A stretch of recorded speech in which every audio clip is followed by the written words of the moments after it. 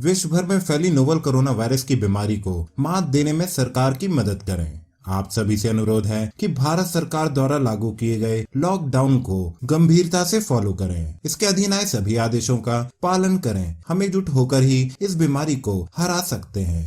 घर में रहें, स्वस्थ रहें। नमस्कार, स्वागत है आपका हमारे कुकरी शो हेल्दी तड़का में, जहां हम आपको किडनी के पेशेंट के लिए स्वादिष्ट और बेहतर आहार की विधि बताते हैं, जिसको किडनी पेशेंट्स आसानी से खा सकते हैं।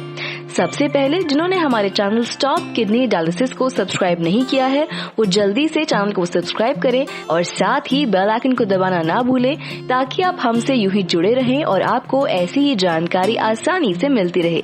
आज हम जिस आहार की विधि के बारे में आपसे बात करेंगे, वो एक सवाल है जो हमारे दर्शक द्वारा पूछा गया है।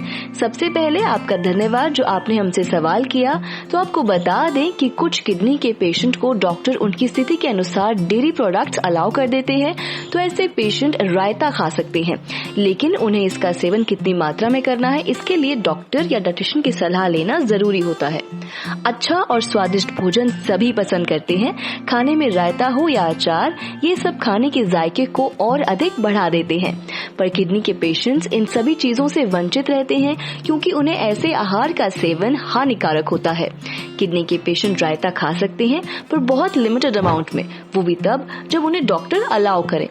लेकिन किडनी के मरीज कुछ चीजों का ही रायता खा सकते हैं और उन्हें इस बात का ध्यान रखना होता है कि रायते में डाले जाने वाली सामग्री सीमित मात्रा में हो। किसी भी सामग्री का अधिक होना किडनी को नुकसान देने के लिए काफी है। इसीलिए किसी भी चीज का सेवन करने से पहले किडनी के मरीज को उसकी मात्रा की विशेष ख्याल रखने की जरूरत होती है।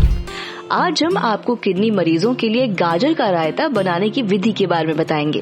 इसके लिए आपको कुछ सामग्री की जरूरत होगी, जो आपको सामान्यतः घर में ही मिल जाएगी। सामग्री: आधा कप कद्दूकस की हुई गाजर उबली हुई, 1 कप दही पानी में मिला हुआ, सेंधा नमक स्वाद के अनुसार। इसकी विधि बहुत ही आसान है। सबसे पहले तो दही को अच्छी तरह फेंट लें ताकि वो स्मूथ हो जाए। उसके बाद उसमें पानी मिला लें। इसके बाद इसमें उबली हुई गाजर डालें और नमक डालकर अच्छी तरह से मिला लें। लीजिए, गाजर का रायता तैयार है। इस बात का ध्यान रखें कि दही ठंडी ना हो और खट्टी ना हो, क्योंकि ये नुकसानदायक हो सकती है। इसके अलावा आप लौकी का रायता भी बना सकते हैं, कद्दू का रायता भी बना सकते हैं। अगर आप फ्रूट रायता खाना चाहते हैं तो आप केवल सेब और लाल अंगूर यानी एप्पल और रेड ग्रेप्स डालकर रायता बनाएं। किडनी के मरीज को इनके सिवा किसी और चीज का रायता खाना हानिकारक हो सकता है। आपको एक और बात बता दें कि किडनी के मरीज अगर इसका सेवन करते हैं तो वो बिना डॉक्टर या डाइटिशियन के कहे अनुसार इसका सेवन ना करें। ये किडनी के लिए नुकसानदायक हो सकता है।